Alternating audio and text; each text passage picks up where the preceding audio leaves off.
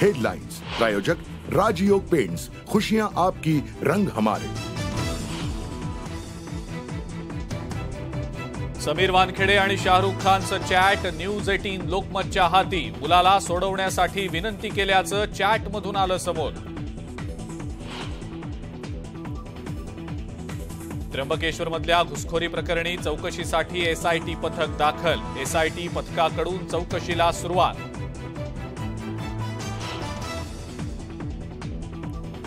राज्यातल्या मंत्रिमंडळ विस्ताराला हिरवा कंदील। जेपी नड्डांच्या दौऱ्यात विस्ताराला परवानगी, सूत्रांची माहिती। मुंबई महापालिका निवडणुकीमध्ये भाजपकडून गुजरात पॅटर्न राबवण्यास सुरुवात। निवडून येण्याची शक्यता असलेल्या उमेदवारांनाच मिळणार तिकीट।